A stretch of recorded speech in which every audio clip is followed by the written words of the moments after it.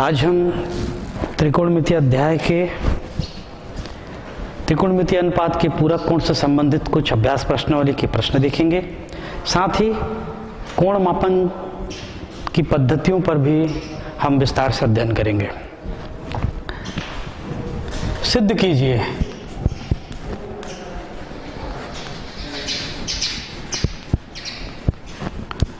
कि कॉस 70 अंश बटे साइन 20 अंश plus cos 55 degree into cosec 35 degree upon tan 5 degree into tan 25 degree into tan 45 degree into tan 65 degree into tan 85 degree is equal to 2। ये हमको proof करना है। इसको प्रूफ करने के लिए इस सर्वसमीकरण का बायां पक्ष ले लेते हैं। बायां पक्ष is equal to cos 70 degree upon sine 20 degree plus cos 55 degree into cosec 35 degree upon tan 5 degree tan 25 degree tan 45 degree to tan 65 degree into tan 85 degree. देखिए पहचानते हैं साइन और कॉस के रूप में है, कॉस और कोसेक के रूप में है, और tan के भी जो कोण है आपस में जो कोण है वो पूरक कोण के अनुपात में दिए हुए हैं। तो चेंज करते हैं, इसको लिखते हैं cos 90 minus 20 90 minus 20 upon sine 20। फिर यहाँ देखिए किसी एक को परिवर्तन कीजिए, cos 90 माइनस 35 कर दीजिए, कोसेक को एज इट इज रहने दीजिए 35 डिग्री बटे में। यहाँ पर आपको थोड़ा पहचान करनी है। देखिए 5 और 85 90 हुए, 25 और 65 90 हुए, तो पूरक कोण के रूप में दिए हुए। तो आप एक काम कीजिए, इसको अपनी इसकी पूरक कोण के रूप में लिख लीजिए और 25 को भी इसके पूरक कोण के रूप में लिख दीजिए, बाकी को सेम रहने दीजिए। तो tan 90 माइनस 85 90 माइनस 85 और दूसरा tan 90 माइनस 65, इन दोनों के पूरक कोण के रूप में लिख लिए। 5 डिग्री को 90 माइनस 85, 25 को 90 माइनस 65 पूरक कोण के रूप लिख सकते हैं, into tan 45 into tan 65 into tan 85 degree. फिर आगे देखिए sine 90 minus cos 90 minus theta sine theta, sine 20 upon sine 20। यहाँ पर देखेंगे ये साइन 35 डिग्री और कोसेक को हम लिखेंगे 1 अपान साइन 35 डिग्री। एक साथ इसको परिवर्तन करके आगे बढ़ते हैं। इसी प्रकार से देखेंगे हम यहाँ पर ये लिखेंगे tan का cot 85 डिग्री, cot 85 डिग्री। इसी प्रकार से इसको लिखेंगे cot 65 डिग्री। tan 45 का मान 1 होता है और यहाँ पर tan 65 डिग्री को आप 1 अपान cot 65 लिख सकते हैं, 1 अपान cot 65 डिग्री, और इसको भी पुनः 1 अपान cot 85 डिग्री। तो देख रहे हैं ये इससे कैंसिल, ये cot 85 से कैंसिल, cot 65 से कैंसिल, ये पुनः कैंसिल हो जाते हैं। इस प्रकार से पहले स्टेप से 1, दूसरे स्टेप से 1, ये 2 सिद्ध हो जाता है। तो देखिए इस प्रकार से इस सर्व समीकरण को हम आसानी से सिद्ध कर सकते हैं। इसी में दूसरा प्रश्न और देखिए,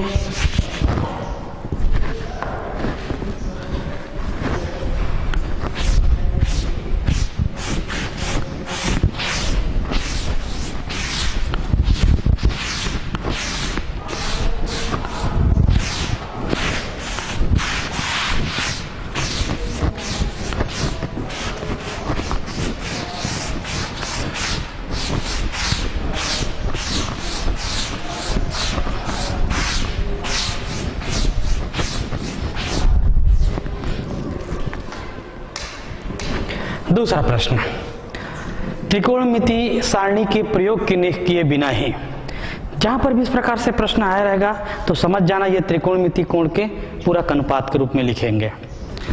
सिद्ध कीजिए कि tan 7 degree into tan 23 degree into tan 60 degree into tan 67 degree into tan 83 degree is equal to √3।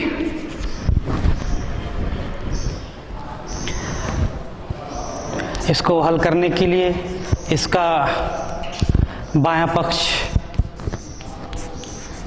लेते हैं।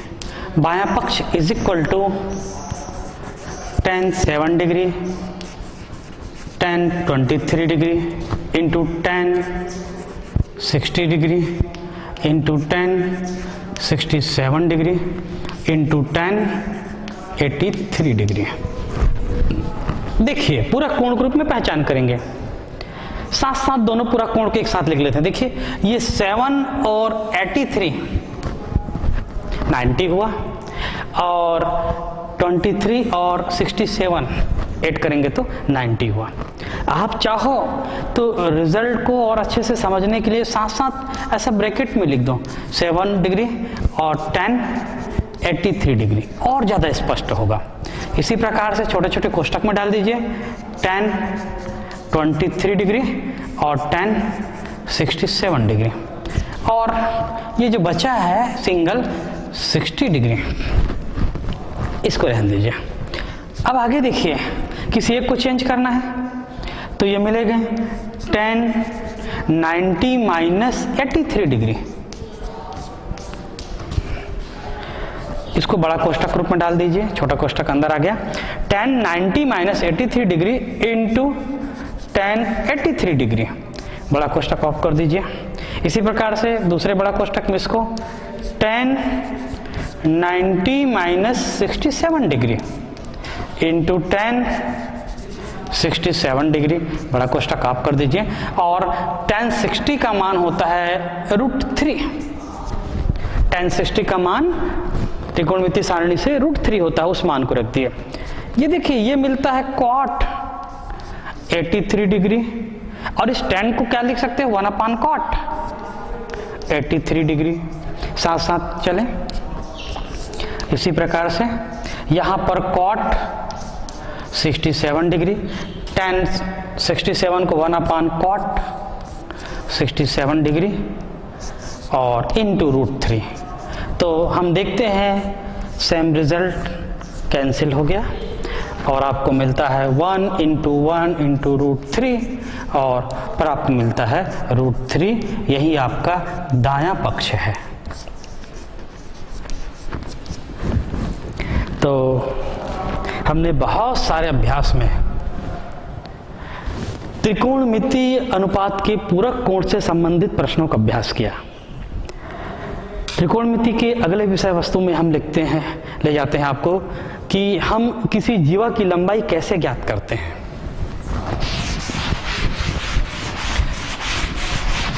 जीवा की लंबाई कैसे ज्ञात करते हैं, इस पर चर्चा करेंगे।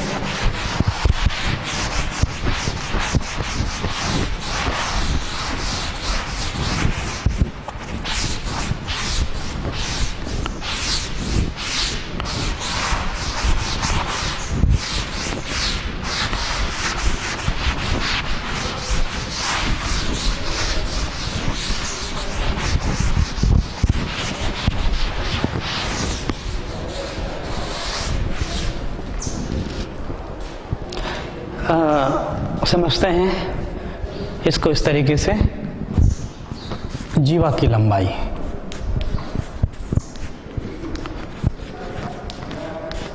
वृत्त के जीवा की लंबाई, वृत्त होना चाहिए, चलिए कोई बात नहीं। मान लेते हैं कि ये एक वृत्त है जिसका केंद्र मान लो सेंटर इसका O है। अब यहां से वृत्त के दो बिंदु को मिलाने वाली रेखा को ही हम जीवा कहते हैं। ये AB एक जीवा है, AB वृत्त का कैसा एक जीवा है। इसको अच्छे से समझिए, फिर प्रश्न बहुत आसान होंगे। और इस वृत्त की त्रिज्या मान लेते हैं R है। दोनों बिंदु को मिला दीजिए, यहां से केंद्र से परिधि इसका क्या कहलाता है, त्रिज्या कहलाता है R। मान लेते हैं इस कोण, इसमें जो बन रहा है कोण AOB बराबर थीटा है। और आप जानते हैं वृत्त के केंद्र से जीवा पर डाले गए लंब जीवा को दो भागों में बांटती है, समद्विभाजित करती है। क्या करती है, समद्विभाजित करती है। ये आपका M हुआ। तो यहां पर ये वाला कोण आधा हो जाएगा और ये वाला कोण भी आधा, θ/2 होंगे। इसी प्रकार से कोण AOM बराबर θ/2, इसी प्रकार से कोण BOM बराबर भी θ/2 आधा हो जाएगा। ये लंब है और हम जानते हैं कि जो लंब होता है जीवा को समद्विभाजित करता है, दो बराबर भागों में बांटता है, अर्थात क्या हो जाएंगे, AM बराबर AB का आधा हो जाएगा, AB/2। इस प्रकार से एक प्रमेय हुआ। अब देखते हैं ये समकोण त्रिभुज में, कौन सा समकोण त्रिभुज दिख रहा है आप लोगों को, समकोण त्रिभुज AMO में, AMO में साइन थीटा। यहां पर देखिए ये कोण कितना हुआ, ये वाला कोण θ/2, न्यून कोण देखिए आधा हुआ इसका, तो साइन कितना हो जाएगा, θ/2 बराबर, साइन बराबर होता है लंब बटे कर्ण। तो लंब कौन सा हुआ, न्यून कोण के सम्मुख कोण लंब कहलाता है AM और कर्ण हुआ OA। क्रॉस मल्टीप्लिकेशन कर दीजिए, AM is equal to OA sine θ/2। अब देखते हैं ये OA कितना है, वृत्त की त्रिज्या, और AM कितना है, AB/2। AM को यहां से AB/2 और OA है आपका वृत्त की त्रिज्या R साइन थीटा। तो ये आपको मिलेंगे AB बराबर 2R साइन θ/2। ये थीटा क्या है, जीवा द्वारा केंद्र पर अंतरित कोण है। थीटा क्या चीज है, जीवा द्वारा केंद्र पर अंतरित कोण है। तो ये AB ही जीवा हुआ, जीवा की लंबाई कितना हुआ, 2R साइन θ/2। इन सूत्रों की सहायता से हम आसानी से किसी भी वृत्त की जीवा की लंबाई ज्ञात कर सकते हैं। यहां पर R वृत्त की त्रिज्या है। तो चलिए एक प्रश्न पर हम चर्चा करें इसी से संबंधित।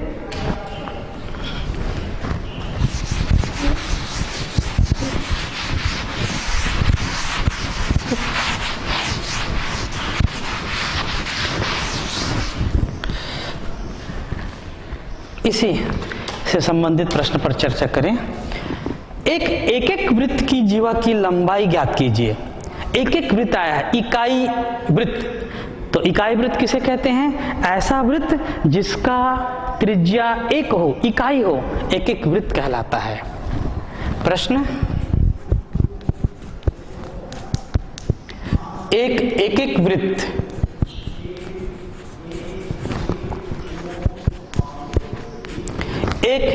एक वृत्त की जीवा की लंबाई ज्ञात करना है कि जीवा की लंबाई ज्ञात कीजिए।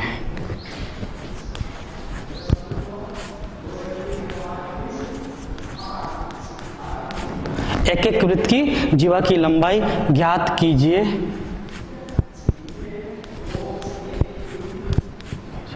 जो केंद्र के साथ, जो केंद्र पर 60 अंश का कोण बनाती है।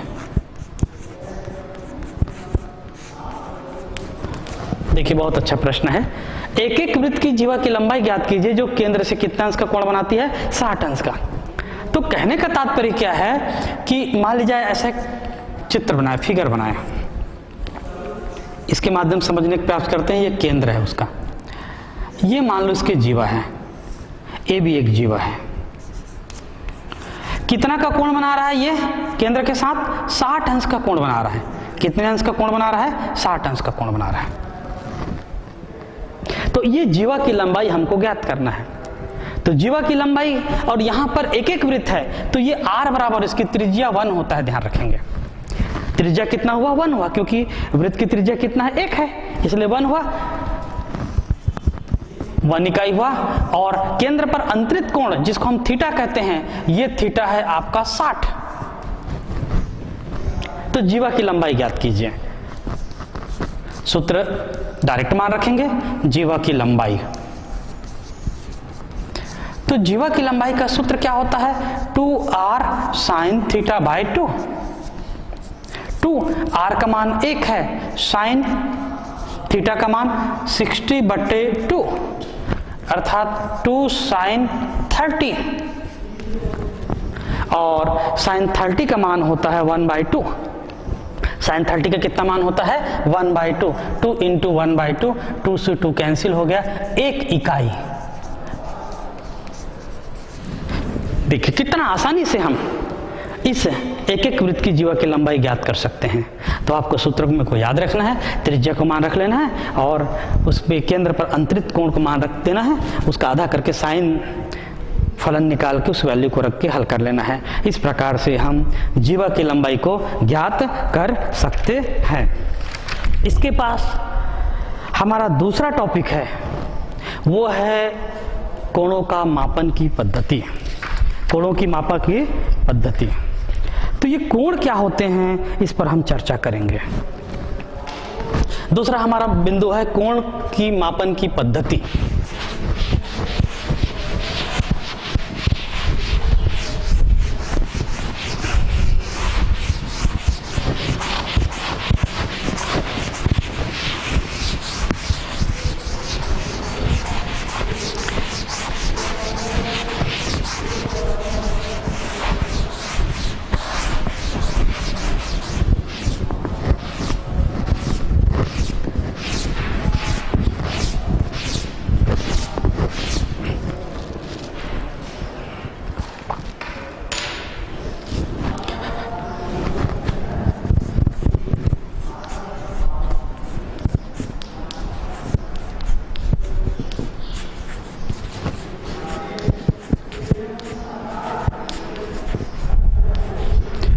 कोणों की मापन की पद्धति। सबसे पहले देखते हैं कि कोण किसे कहते हैं। तो किसी समतल में किसी परिक्रामी रेखा के उसके प्रारंभिक स्थिति से अंतिम स्थिति के घूर्णन को ही हम कोण कहते हैं। दूसरे शब्दों में हम ऐसा भी कह सकते हैं कि दो रेखाखंडों के बीच के घुमाव को, दो रेखाखंडों के बीच के घुमाव के हम कोण कहते हैं। जैसे ये देखिए हाथ, एक रेखाखंड ये हुआ, दूसरे रेखाखंड ये हुआ, इनके बीच में कितना घुमाव है, यही क्या कहलाएगा? कोण कहलाएंगे। अब इस कोण में देखिए, समतल पर दो लंबवत अक्ष की कल्पना करते हैं। मूल बिंदु वो है, ये x अक्ष है धनात्मक, और ये x अक्ष ऋणात्मक अक्ष, और ये y धनात्मक, और ये y डैश ऋणात्मक अक्ष कल्पना करते हैं।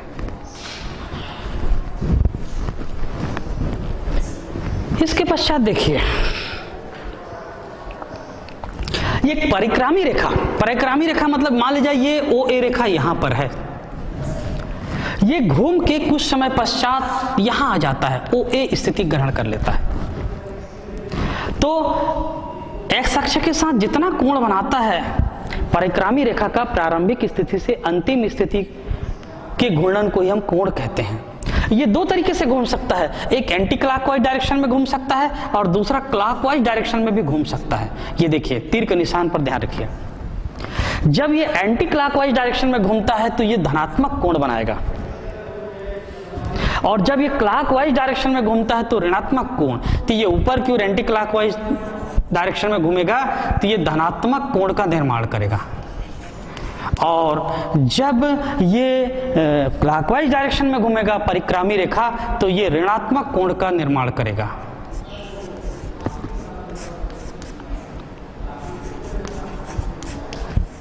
तो ये बात यहां पर स्पष्ट हो गई, धनात्मक कोण और ऋणात्मक कोण। चाहे धनात्मक कोण हो चाहे ऋणात्मक कोण हो, इस कोणों को मापने की अपनी एक पद्धति होता है। तो कोणों को मापने की 3 पद्धति है, कोण मापन की 3 पद्धति है।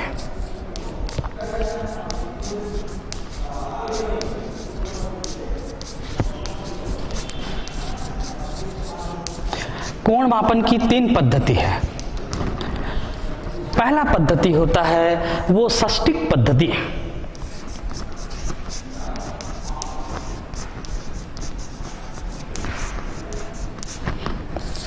दूसरा पद्धति है शतिक पद्धति।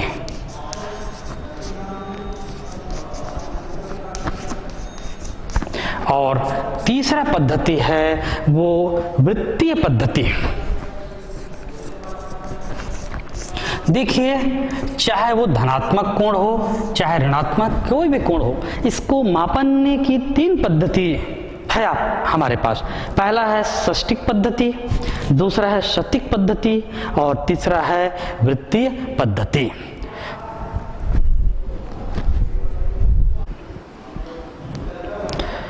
कोण मापन की 3 पद्धतियां, षष्टिक पद्धति, शतिक पद्धति और वृत्तीय पद्धति। पहला नंबर का देखेंगे हम षष्टिक पद्धति।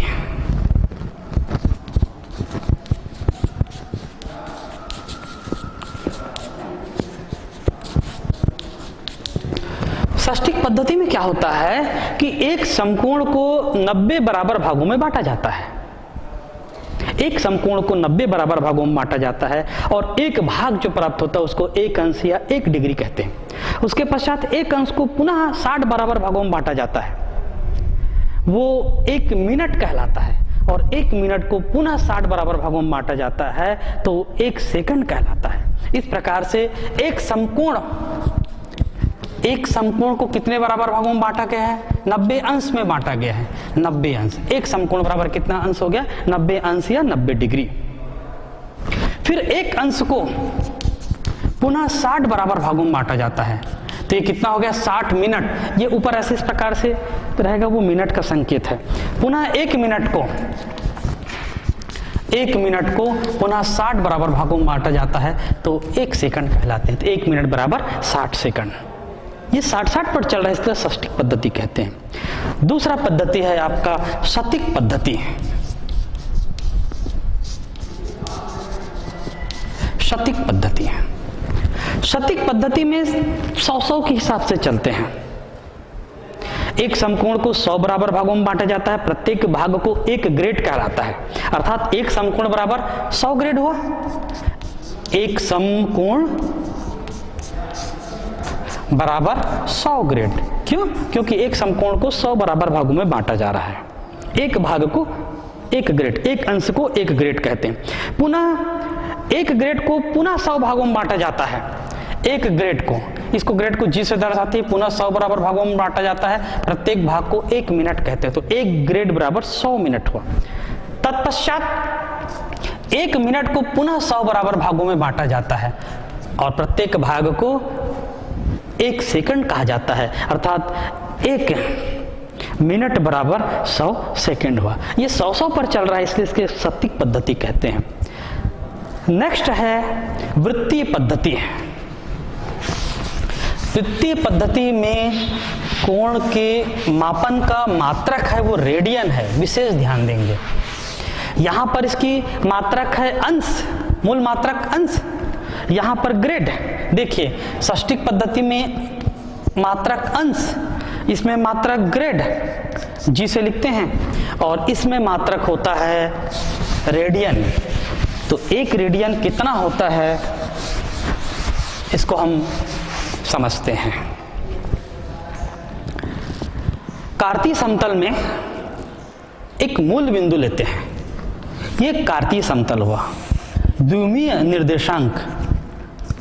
मूल बिंदु O है, ये x अक्ष है, ये माइनस x अक्ष है, ये y अक्ष है धनात्मक, ये ऋणात्मक y अक्ष है। अब हम एक काम करते हैं कि इसी मूल बिंदु को केंद्र मानकर एक आर त्रिज्या का वृत्त खींचते हैं। इस प्रकार से आर त्रिज्या का वृत्त खींचते हैं।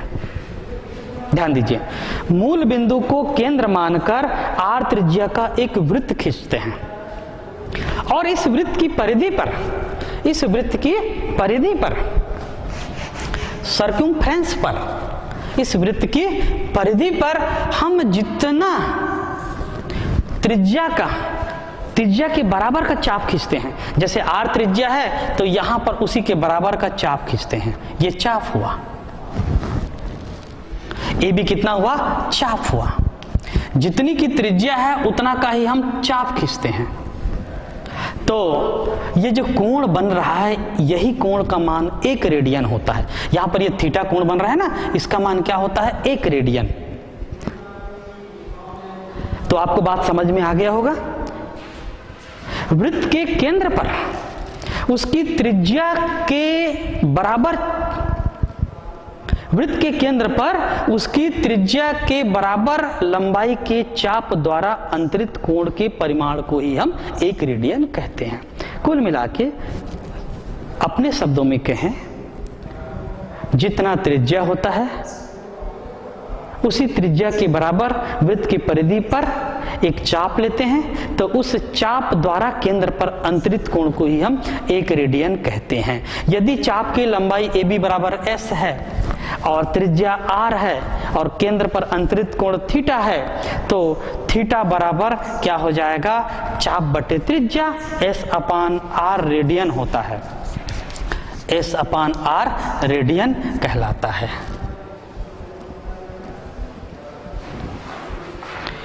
तो केंद्र पर अंतरित कोण, वृत्त के केंद्र पर बना कोण रेडियन में, वृत्त के केंद्र पर बना कोण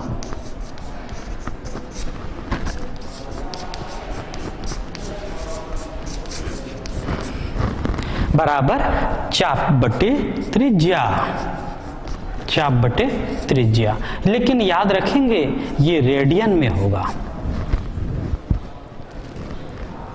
अब इसके आगे और विचार करते हैं।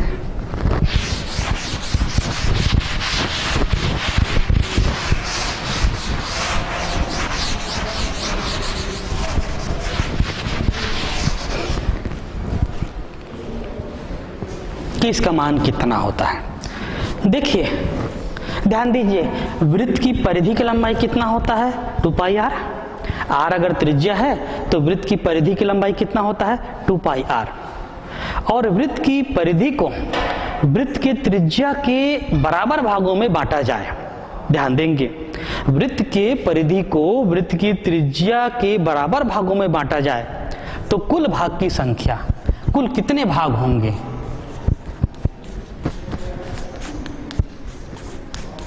जो परिधि है वो त्रिज्या से विभाजित हुआ तो कुल कितने भाग हुए?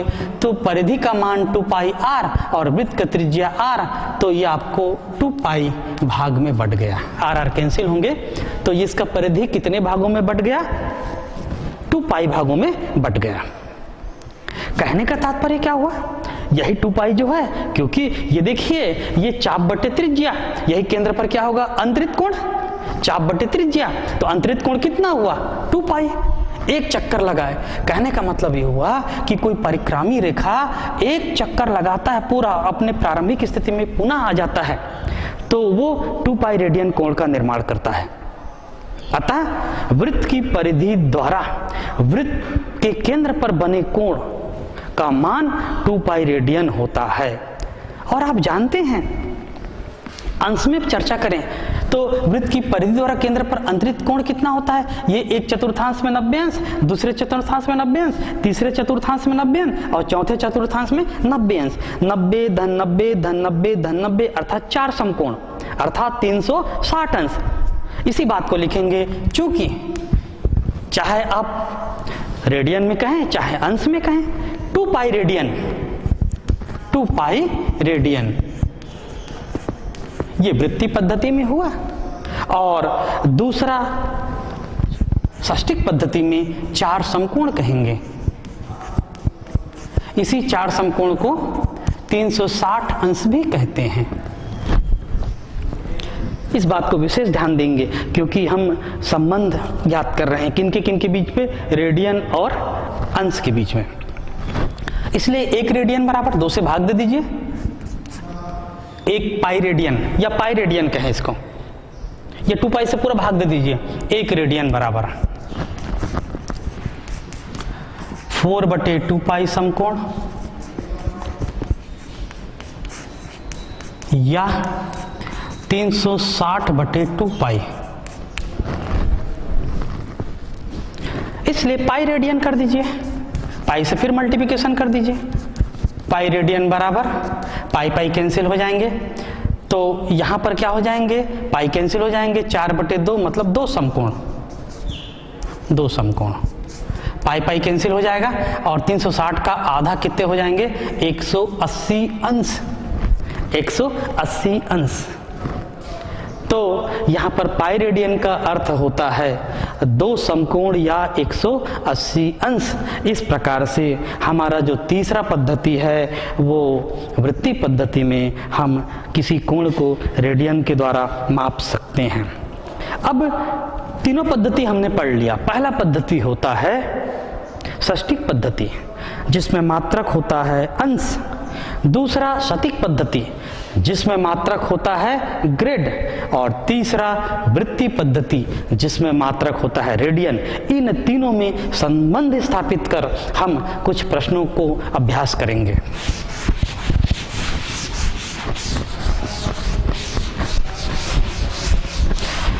छात्र छात्राएं संबंध को विशेष रूप से ध्यान देंगे। संबंध के आधार पर आप एक मात्रक को दूसरे मात्रक में या एक पद्धति को दूसरे पद्धति में बहुत ही सरलतापूर्वक आप परिवर्तन कर सकते हैं। तीनों पद्धति में संबंध।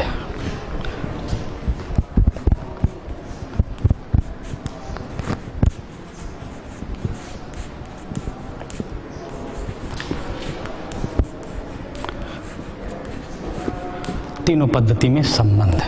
तीनों पद्धति का अर्थ, तीनों सिस्टम हमने जो बताया है उसी में। मान लेते हैं किसी कोण का माप अंश में d लिखते हैं। अंश में हम दर्शाते हैं ऐसा d अंश, ऐसा। ग्रेड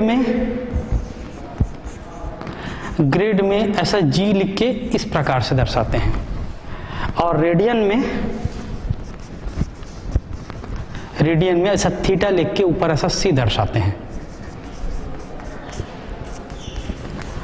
मान लीजिए आपने इस प्रकार से तीनों, किसी कोण को तीनों पद्धति में इस प्रकार से लिख लिया। शुरुआत यहां से करेंगे। चूंकि 90 अंश अभी हमने पढ़ा, 90 अंश बराबर एक समकोण। कौन से पद्धति में? षष्टिक पद्धति में। 90 अंश बराबर एक समकोण,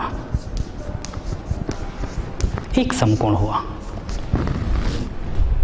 इसलिए d अंश बराबर d/90 समकोण होंगे। d/90 समकोण।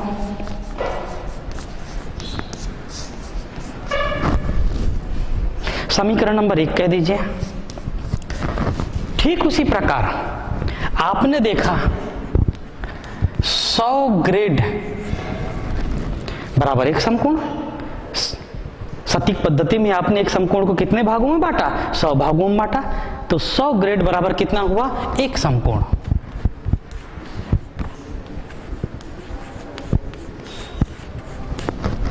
इसलिए ग्रेड को किसमें दर्शाते हैं? कैपिटल G के ऊपर G पावर। इसलिए एक ग्रेड कर लीजिए आप, एक ग्रेड। तो एक ग्रेड में क्या हो जाएगा? बटे 100 हो जाएंगे। 1/100 के ऊपर G समकोण। और ज्यादा क्लियर हो जाएगा। यहां पर भी ऐसे कर सकते थे, एक अंश करके फिर d अंश कर सकते थे। कर लीजिए, ज्यादा अच्छा है। एक अंश बराबर 1/90 समकोण। और आपको स्पष्ट हो जाएगा। इसलिए डी अंश बराबर डी बटे 90 समकोण। इसी प्रकार से इसलिए कितना चाहिए हमको, कैपिटल जी ग्रेड बराबर कितने हो जाएंगे, गुणा कर दिए तो जी की पावर ऑफ जी बटे 100 जी समकोण। सब समकोण में चल रहे हैं।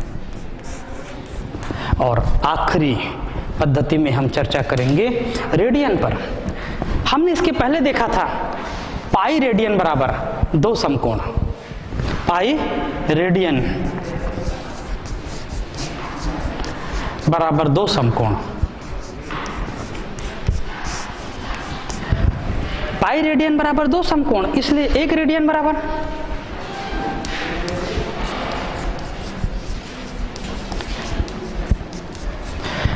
2 बटे पाई समकोण, 2 बटे पाई समकोण भाग दे दीजिए 2 बटे पाई समकोण।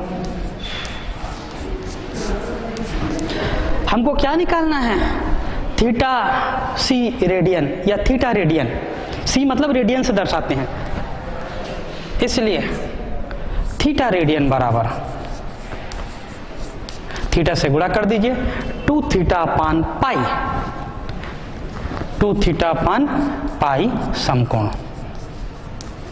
देखिए बहुत ही, यहां पर आपने डी अंश को दर्शाया, यहां पर जी ग्रेड में दर्शाया, यहां पर थीटा रेडियन में दर्शाया, और सबका इधर मात्रा किस में आ गया, समकोण में आया है।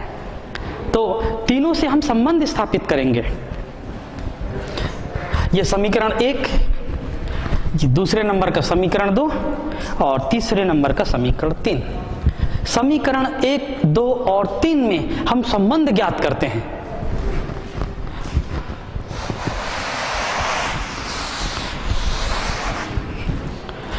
समीकरण 1, 2, 3 से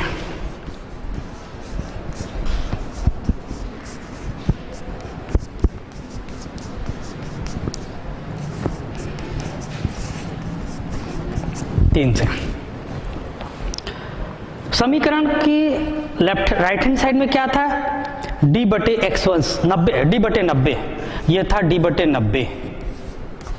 समीकरण का क्या है,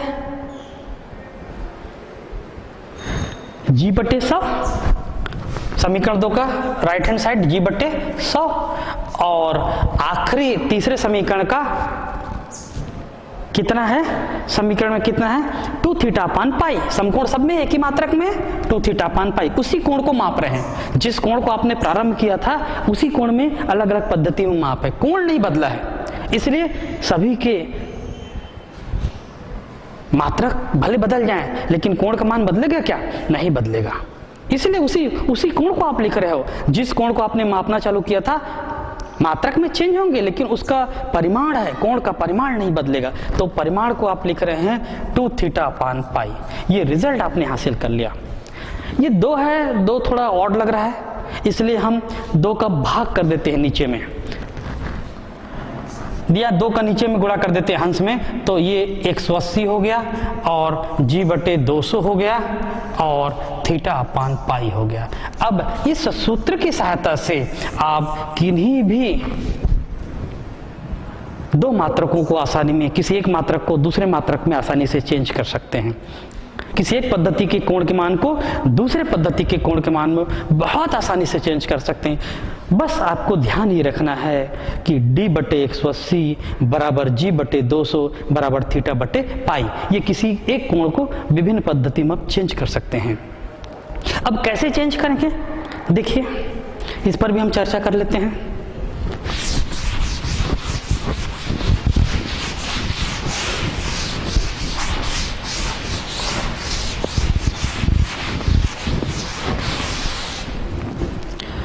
मान लेते हैं हम रेडियन से अंश में जाना चाहते हैं, परिवर्तन रेडियन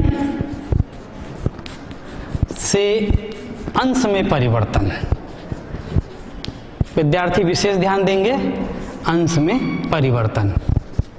अब इन सूत्रों का हम कैसे इस्तेमाल करते हैं, देखिए रेडियन, ये वाला रेडियन है थीटा वाला, ये वाला ग्रेड है और ये वाला अंश है। तो कौन से इस्तेमाल हो रहा है, ये अंश वाला और रेडियन वाला, दो बीच को छोड़ देते हैं, हम अपना संबंध स्थापित कर लेते हैं, d/180 बराबर θ/π दोनों में।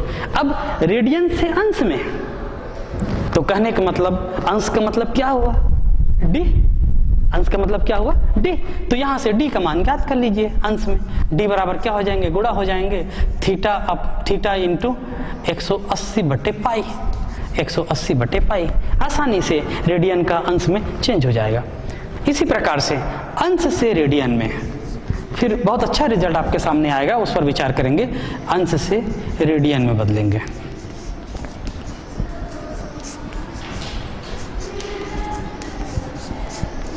अंश से रेडियन में परिवर्तन।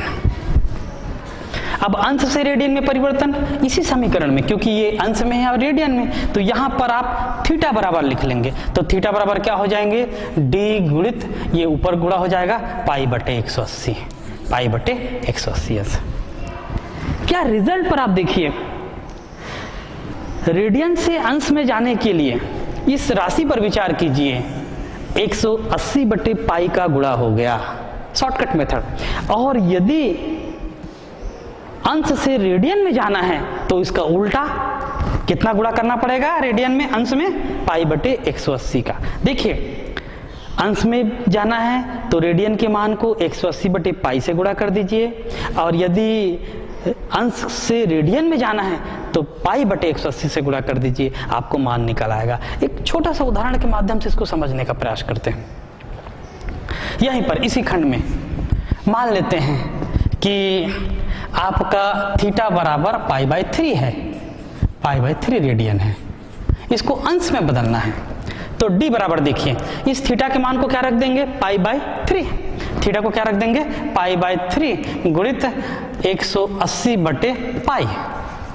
ये देखिए π कैंसिल हो गया और ये कितने हो गए, 60 अंश।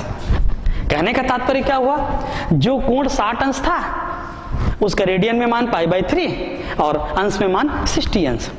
सिमिलरली इसी प्रकार से यदि वो अंश जो है d बराबर 60 अंश है तो रेडियन में मान क्या होगा, निश्चित रूप से π/3 होगा। वो कैसे होगा, देखिए थीटा बराबर d की जगह मान रख दीजिए 60 गुणित π/180, तो 0 से 0 कैंसल, 3 6 के 6 18, तो ये मिला π/3 रेडियन। तो ये दोनों उदाहरण से आप एकदम स्पष्ट हो गए होंगे, π/3 रेडियन का मान 60 अंश और 60 अंश का π/3 रेडियन। कल और विचार करेंगे कि रेडियन से ग्रेड में कैसे जाएंगे या अंश से ग्रेड में कैसे जाएंगे। ये बहुत आसानी से इसके माध्यम से आप परिवर्तन करने सीख जाओगे। तो आज के लिए बस इतना ही, कल आगे की विषय वस्तु को ध्यान देंगे। बहुत बहुत धन्यवाद।